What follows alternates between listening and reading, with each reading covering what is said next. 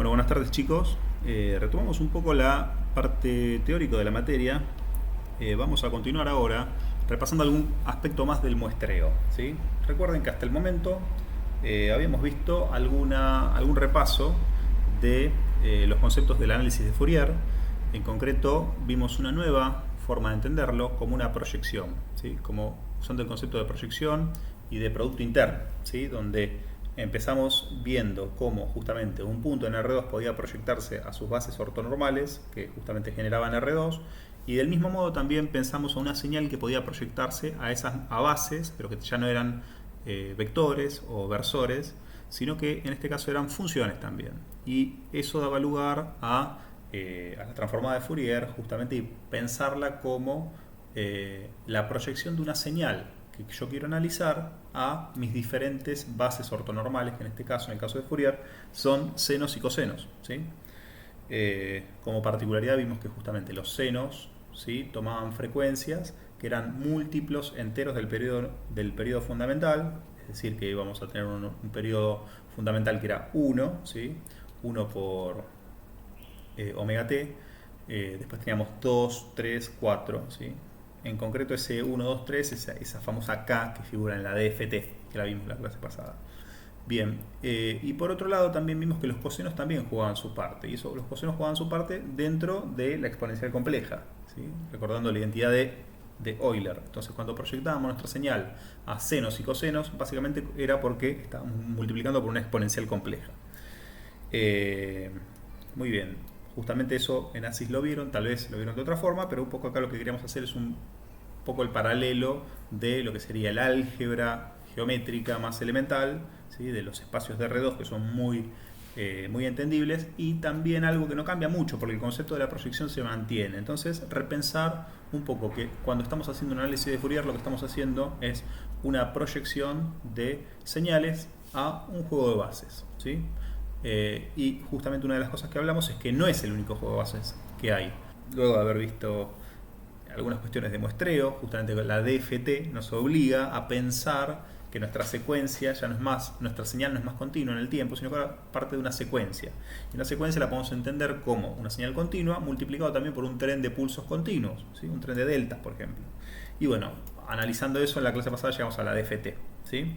Vimos que la DFT tenía algunas características propias de que cuando muestreábamos en ambos dominios implicaba la periodicidad de los dominios, es decir, hacíamos periódico el dominio de la frecuencia y también hacíamos periódico el dominio del tiempo. Es decir, que teníamos, cuando nosotros hacíamos el análisis de Fourier de una secuencia no periódica de valores, lo que estamos asumiendo siempre es que esa secuencia es periódica, es decir, que termina esa secuencia y vuelve a empezar, ¿okay? Eso es importante también tenerlo en cuenta. Bueno, espero que les sirva este repasito que hago rápidamente ahora para entender un poco o ponerse en sintonía con lo que vamos a ver a partir de ahora. Entonces, habíamos hecho alguna disquisición ya sobre los temas de muestreo, pero tal vez nunca habíamos presentado un esquema, ¿sí?, donde evidenciamos justamente una parte analógica, ¿sí?,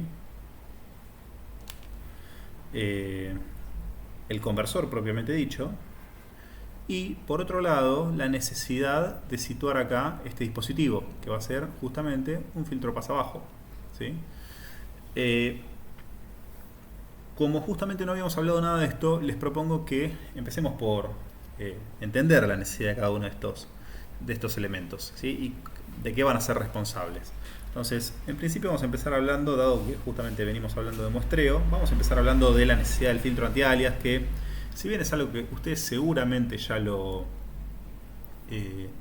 estudiaron en ASIS o ya lo estudiaron en TC2 incluso, si ya la cursaron, a veces nos encontramos con la situación de que no lo terminan de entender bien. Entonces vamos a volver a repasar, aprovechamos para hacer un esquemita más y repasar algún aspecto más de muestreo.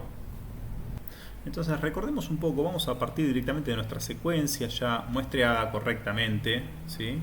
Tiene un módulo que es simétrico, que tiene una parte acá que ya no hace falta que dibujemos, ¿sí? Y cuando nosotros muestreábamos por una frecuencia Fs, ¿sí?, nosotros lo que estamos haciendo es una convolución, ¿sí?, producto de haber muestreado multiplicado en el tiempo por un tren de pulsos continuos, estamos haciendo una convolución en el que justamente todo este conjunto de de lo que sería nuestra señal pasabajo. Decimos señal pasabajo, ¿sí? Cuando decimos señal pasabajo es porque tienen esta forma, es decir, tienen más, la mayor parte de las variables físicas de la naturaleza tienen contenidos que son pasabajo. ¿Qué significa que sean pasabajo? Concretamente, que el módulo de x para el límite de omega tendiendo a infinito, ¿sí?, es igual a 0, ¿sí?, asintóticamente decreciente a medida que nos aproximamos a infinito. En la realidad, lo que podemos decir de las señales pasabajo podemos ser un poco más estricto. Podemos decir que módulo de x de j omega, ¿sí?, es estrictamente mayor o igual a 0 solo para omega menor o igual a lo que consideramos un ancho de banda, ¿sí? Esto que decimos acá como ancho de banda nos referimos a algo que es un número que pertenece a los reales, ¿no? Esto de B o bandwidth, ¿sí? Es decir, pertenece a los números reales, y justamente para hacer gala de esta simetría de la que estamos usando nosotros, estamos diciendo simplemente que nuestra señal, ¿sí?, va a ser solamente mayor a 0, ¿sí?, solamente mayor a 0 para omegas menores a lo que sería nuestro ancho de banda, es decir, a una cota de frecuencia superior, y para omegas mayores a nuestro ancho de banda, el módulo de x de j omega, ¿sí?, es estrictamente igual a 0. Ahí estamos hablando, ¿sí?, con esta definición en partes, estamos hablando de una señal, ¿sí?, pasa abajo, para que no quede duda, ¿sí? Es decir, básicamente lo que estamos diciendo para las señales que son reales es que perfectamente a partir de B, ¿sí?, esta señal directamente desaparece. ¿Ok? Eso es lo que estamos diciendo. Es decir, no tiene ninguna componente más. Eso es lo que podríamos pensar de las señales reales, de las señales de la naturaleza. Entonces, podemos partir de señales de este tipo, ¿sí?, pero conviene volver atrás con esta aclaración y dejar que nuestra señal al menos cumpla esta restricción, que es un poco más ligera, ¿sí? Simplemente la restringimos a que sea asintóticamente decreciente. Puede tener energías en toda la banda, en una banda de frecuencias infinita, ¿sí?, pero pedimos eso al menos. Muy bien, si esto se cumple, lógicamente, cuando nosotros traslademos producto del muestreo a nuestra señal a esta nueva localización, ¿sí?, vamos a ponerla en verde para que se diferencie, ¿sí?, el efecto del muestreo, ¿sí? Ustedes ya bien saben que esto que nos encontramos acá, ¿sí?, a partir de este punto, que por lo general este punto coincide con Fs sobre 2, ustedes ya saben a esta altura del curso que esa Fs sobre 2 es la frecuencia de Nyquist. Eso que encontramos ahí, vamos a diferenciarlo, ¿sí?, es una zona que está, fíjense, afectada, y afectada asintóticamente. ¿Por qué afectada asintóticamente? Bueno, porque justamente estas componentes son decrecientes, dado que justamente esto es par, el espectro este es par, la afectación que va a tener es decreciente, es decir que esto que nosotros entendimos hasta ahora como lo que llamamos alias, ¿sí?, o, ¿sí?, mejor dicho, el efecto del muestreo, bueno, eso que tenemos ahí es una distorsión, es una clara distorsión producto de que nuestra señal no está acotada en banda y que nosotros muestreamos una señal que es pasa abajo, ¿sí?, pero no está acotada en banda. Y el efecto de no acotar en banda es una distorsión, que en este caso la indicamos de esa forma. Producto de esto, todo este espectro que está en azul, que vendría a ser el espectro real, se modifica y tenemos otro espectro, también periódico, ¿sí?, con las mismas particularidades, pero que no es estrictamente el que corresponde a nuestra señal real, que es la que podríamos pensar nosotros como el trazo en azul, ¿sí? Entonces, es decir, que tenemos una señal con la distorsión producto del alias, ¿sí?, con la distorsión producto del alias, justamente por no haber limitado en banda, dado que justamente cuando vemos que la limitación en banda lo que podría haber provocado es que justamente la banda, el alias, que lo tenemos acá como una señal punteada en verde, no se intrometa en lo que sería nuestra banda de muestreo, que va de 0 hasta Nyquist, ¿sí? Muy bien, vamos a hacer acá un esquemita de cómo sería esta misma situación si nosotros, en lugar de haber hecho esto, hubiéramos contado una señal, ¿sí?, que estuviera estrictamente limitada en banda, ¿sí? Podríamos pensar en Nyquist, pero por lo general se deja una guarda, ¿sí? Se deja una guarda. Esa guarda se corresponde, ¿sí?, con algunos criterios que van a aparecer un poquito más adelante y que tienen que ver justamente, esto lo voy a hacer punteada, y que tienen que ver estrictamente con el diseño de nuestro filtro anti-alias. Entonces, sigamos con la misma convención de colores. Acá vamos a tener nuestra señal alias, ¿sí?, o nuestra réplica, nuestra primera réplica. Recuerden que justamente, como habíamos visto anteriormente, íbamos a tener infinitas réplicas, ¿sí? En 2fs íbamos a tener exactamente la misma réplica. La podemos hacer con otro color, un poquito más discreto, para pensar que acá íbamos a tener otra réplica más y que iba a llegar justamente con mucha menos afectación. Esta segunda réplica ya afecta mucho más. Y a medida que nos vayamos más encima, cada réplica, 2, 3, 4 fs, cada vez tienen menos afectación. Es decir, que si nosotros planteamos este efecto del alias, justamente con la primera réplica, con la que está en fs, es suficiente para un análisis cualitativo como el que estamos haciendo ahora. Entonces, nosotros venimos hasta acá y como esta señal sí está fuertemente limitada en banda, como la pudimos plantear en esta definición, ¿sí?, esto que tenemos acá, como habíamos dicho antes, era justamente nuestro ancho de banda. Esto que tenemos acá, lógicamente va a ser fs menos el ancho de banda.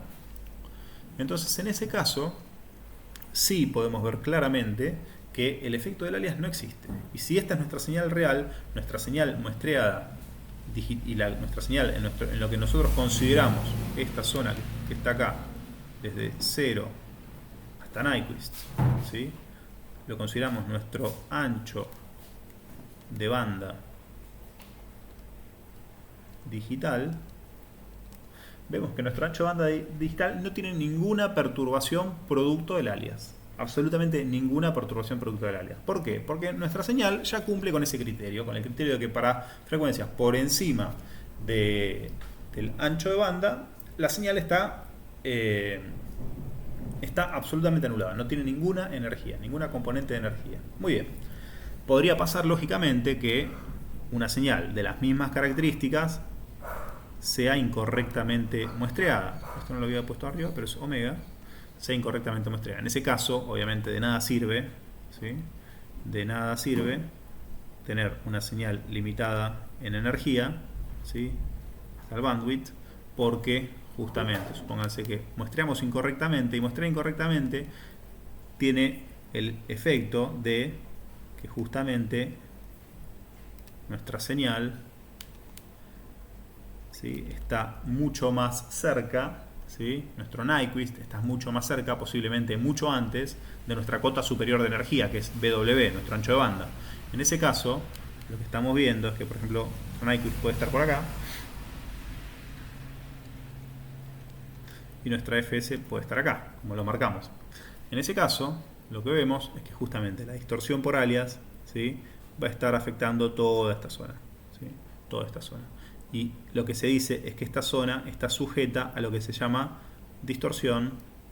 Muy bien, esto es elemental de muestreo, esto seguramente ustedes ya lo vieron en ASIS, lo habrán repasado seguramente en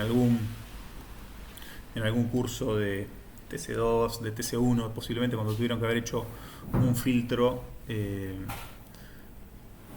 anti-alias. Ahora, la pregunta es, bueno, porque estas situaciones parecen ser paradigmáticas, una señal limitada en banda, ¿sí?, como la que tenemos arriba a la derecha, una señal incorrectamente muestreada, ¿sí?, como la que tenemos abajo a la derecha.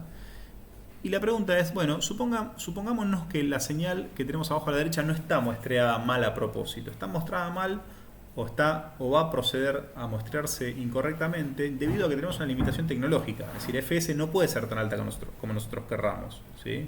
Y FS es mucho más baja de lo que debería ser si yo quisiera capturar todo el ancho de banda de esa señal. O más aún, podría ser otro problema. No tengo una limitación tecnológica, FS la puedo elegir casi en una frecuencia arbitraria, pero nuestro ancho de banda de interés no coincide con el ancho de banda de la señal. Es decir, podríamos tener un segundo ancho de banda, ¿sí? Vamos a poner un BWI, I de interés, ¿sí? El interés puede residir en que nuestra aplicación no requiere que el ancho de banda sea tan grande, ¿sí? Entonces no tiene sentido muestrear tan arriba nuestra señal. Espero que no se me haya descalbrado. Uy, sí, se me descalbró el lapicito. Sí, se me descalbró el lapicito. A ver. Sí. Se me descalibró el lapicito en esa bajada que hice. Esto posiblemente lo tenga que editar. Ahora sí. Muy bien.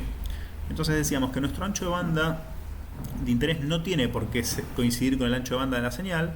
Por lo tanto, lo único que yo puedo hacer para que justamente pueda proceder a muestrear correctamente la señal es que yo limite, ¿sí? Recordemos que esa vendría a ser la cota del ancho de banda de la señal, nuestro ancho de banda real de la señal, ¿sí? Lo exagero mucho ahí, digamos, este es el ancho de banda y ahora, digamos, le voy a poner el real de la señal. En verde puse el ancho de banda de interés, ¿sí? Podría ser un ancho de banda que llegue hasta acá, ¿sí? Es decir, que a nosotros nos interesa solamente esta parte de la señal. Y la pregunta es, bueno, ¿y qué puedo hacer ahora? ¿Qué es lo que puedo hacer yo ahora para justamente muestrear adecuadamente esta señal si a mí solamente me interesa hasta BWI? Bueno, lo que puedes hacer es ciertamente filtrar, ¿sí? Filtrar y separar espectralmente la banda de interés de la banda de no interés. Y para hacer eso necesariamente vas a tener que establecer un filtro que tenga una plantilla de este estilo, ¿sí? Una plantilla de este estilo podría ser una plantilla que sea asintóticamente decreciente, ¿sí? Supongamos que acá ya se va a 0, no entremos más en detalle. Supongamos que esto se va a 0 y ya está.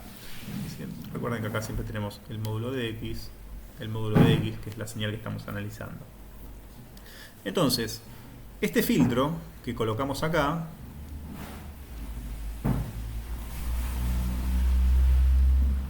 también cumple no solamente cumple la función de seleccionar un área de interés, sino que aparte también cumple la función de evitar el alias, ¿sí? Entonces, a ese filtro que se coloca antes de proceder al muestreo, por lo general se lo denomina filtro anti-alias. ¿Por qué? Porque va a ser el encargado de forzar esta condición. Forzar esta condición que es sumamente importante, ¿sí? Esa condición que es sumamente importante lo es para justamente evitar las distorsiones por área, ¿sí? Es decir, que el filtro anti-alias, el FA, y no son las Fuerzas Armadas Argentinas, el filtro anti-alias es el encargado, alias, estrictamente esa, ¿sí? Esa es su función. Entonces, una vez que yo o selecciono nuestra banda de interés o directamente tengo un problema tecnológico donde no puedo muestrear tan alto como mi señal me lo requiere, tengo que ir a limitar y a achurar, como se dice en criollo, a achurar ese ancho de banda para justamente que no me perturbe, para que en lo que termine efectivamente muestreando no tenga distorsión por áreas. ¿Ok? Perfecto. Entonces, entendida la fundamentación de por qué tengo que colocar ese filtro anti-alias, ¿sí? Para evitar la distorsión por alias, estamos en condiciones de continuar un poquito con la presentación, ¿sí? Muy bien. Entonces, podemos asumir que el filtro anti-alias lo hacemos correctamente. Por lo tanto, cuando vayamos a muestrear, ¿sí? Vamos a empezar a agregarle un poquito de realidad a este dispositivo, que no sea tan un esquema así tan... cuando nuestro cristal conectado al ADC, que dictamine una F de cristal que va a ser de alguna forma función de Fs, de alguna forma voy a setear esta frecuencia de cristal para que por alguna división termine dando Fs, ¿sí? Es decir, proveyendo nuestra frecuencia de muestreo. En ese momento, ¿sí? ya voy a poder garantizar que el muestreo se va a realizar correctamente y no vamos a tener nada de distorsión por alias. Por supuesto que hay que matizar el nada de distorsión por alias, ¿sí? Que es un poquito el esquemita que vemos acá, porque justamente lo que habría que matizar es que no va a ser la única distorsión que vamos a tener presente cuando justamente muestremos una señal. Y no va a ser la única distorsión que vamos a tener presente porque por otro lado existe un fenómeno que es el ruido de cuantización. El ruido de cuantización ya es un fenómeno que no tiene absolutamente nada que ver con el alias, es un fenómeno que en muchos casos es no lineal, podría presentar no linealidades, pero sobre todas las cosas es un fenómeno estocástico, ¿sí? Es un fenómeno estocástico. Y cuando hablamos de estocástico, a más de uno se le, en mi experiencia con los estudiantes que se presentan a esta asignatura, les pone un poco los pelos de punta porque los desespera no entender bien cómo describir la naturaleza estocástica. Y es un poquito sobre lo que nos vamos a detener en esta presentación. Entonces, vamos a tratar de entender la naturaleza del fenómeno estocástico del ruido de cuantización. ¿Y por qué es un fenómeno estocástico? Tal vez esto sí no lo hayan visto ni en ASIS, ni en TC2, ni en ningún otro lado, y tal vez se lo estén encontrando acá por primera vez. Entonces, vamos a entender un poquito qué es lo que origina el ruido de cuantización. Para eso vamos a hacer un poco de zoom a esta grilla que tengo. Nuestro espaciamiento TS, que lo habíamos llamado, y que era justamente el recíproco de la frecuencia de muestreo, ¿sí? Entonces tengan en cuenta que este es el tiempo en cada una de estas grillas verticales, es el momento donde vamos a estar encuestando la señal, ¿sí? Se lo marco ahí con esos circulitos. Y por otro lado, fíjense que en esta señal que en un momento fue en la línea punteada muestro, evidencio la continuidad en el tiempo, en el momento en que estamos muestreando y que estamos pasando por la DC, directamente nos vamos a quedar con un valor que va a representar todo el valor por ese intervalo. Por lo tanto, lógicamente, como justamente tenemos una grilla finita en tiempo y agregamos, y esto sí es novedoso, y llamamos Q a este espaciamiento, ¿sí? Ese espaciamiento Q, de alguna forma, está relacionado con lo que ustedes conocen como el bit menos significativo, ¿sí? Es la traducción física del bit menos significativo. ¿Y por qué es la traducción física? Bueno, justamente porque ustedes saben que un bit menos significativo, básicamente, es la mínima cuenta que puede hacer un conversor. Y de eso se trata. Cada pasito que pueda hacer un conversor está representado acá por la grilla horizontal. ¿Sí? Es decir, que cada valor de nuestra señal continuamente evaluada en el tiempo y densamente evaluada en amplitud, es decir, asumimos que la variable x continua es una variable que está densamente, es densa en tiempo y es densa en amplitud también. Puede tomar cualquier valor, es un número real, ¿sí? Y ustedes conocen que los reales es un conjunto denso. Por lo tanto, hay infinitos valores posibles y de esos infinitos valores posibles, al cuantizar nos quedamos solamente con uno solo, ¿sí? Obviamente, al quedarnos con un valor solo, lógicamente estamos cometiendo siempre un error. Ese error es lo que yo manifiesto con las barras verticales, ¿sí? Que fíjense, es la diferencia entre, ¿sí?, el valor que yo cuantizo de alguna manera y el nivel más cercano que nuestro conversor de alguna forma asigna producto de la comparación, ¿sí? Entonces, ¿qué va a ser Q? Ya dijimos que iba a ser el mínimo paso del conversor. ¿Y cómo podemos ponerlo eso en un lenguaje un poquito más formal? Bueno, basta con que empecemos a hacer que la DC tenga un correlato un poquito más grande con la realidad. Ustedes ya saben que los conversores o se alimentan entre tierra y más BREF, ¿sí?, o también entre menos BREF y más BREF, dependiendo del tipo, la tecnología o las posibilidades que le da cada conversor. Pero para simplificar el análisis, pensemos que es un dominio enteramente positivo, entre 0 y BREF. En ese caso, para hacer bien las cuentas, ¿sí?, lo que tendríamos es que justamente Q en unidades físicas, el LSB en unidades físicas va a ser BREF, ¿sí?, es decir, el ancho total de todo el span, es decir, la variación que tengo desde la cuenta 0 hasta la cuenta más alta, ¿sí?, que son B volts, las B de referencia, dividido lo que miden toda la grilla sobre la cual voy a dividir. Y eso ustedes ya saben que aproximadamente es 2 a la b bits, ¿sí? 2 a la b bits. Si yo tengo b bits en este conversor, ¿sí? Si es una ADC de b bits, ¿sí? Ustedes saben que con b bits voy a tener 2 a la b posibles niveles. Y si fuese, obviamente, más menos bref, voy a tener 2 a la b, ¿sí? 2 a la b menos 1, ¿sí? Menos 1 en el exponente. ¿Por qué? Porque voy a tener la mitad para positivos y la mitad para negativos. Entonces, Q vendría a ser eso y se va a medir Q en las magnitudes, ¿sí? Físicas de la variable de entrada. Volts, amperes, ¿sí? Lo que fuera. ¿Ok? Entonces, entiendan que Q es una magnitud física, ¿sí? Y entiendan que TS también es otra magnitud física. Ahora, el error de cuantización lógicamente también va a ser una magnitud física. Entonces, si ahora justamente trasladamos todas esas barritas verticales que no pueden valer algo más que no sea Q sobre 2, que no puede valer de ninguna forma menos algo que sea diferente al intervalo menos Q sobre 2 a más Q sobre 2, ¿sí? A más Q sobre 2. ¿Por qué no puede valer más que eso? Bueno, porque supónganse que ustedes quisieran tener un valor más grande de Q sobre 2, que justamente Q sobre 2, entiendan que es esto, ¿sí? Es la mitad de un casillero, ¿sí? Lo que estarían haciendo es pasarse a la cuenta siguiente, es decir, que por comparaciones el ADC a ustedes los va a llevar a la siguiente cuenta. Y si los lleva a la siguiente cuenta, lo que están teniendo, de alguna forma, es entrar de vuelta en un dominio periódico. Es decir, es un dominio periódico que está confinado desde menos Q sobre 2 a más Q sobre 2. ¿Ok? Entonces, esa es la forma de entenderlo, ¿sí? La forma de entenderlo porque el error, ¿sí?, que comete el conversor nunca está fuera del rango menos Q sobre 2 a más Q sobre 2. ¿Ok?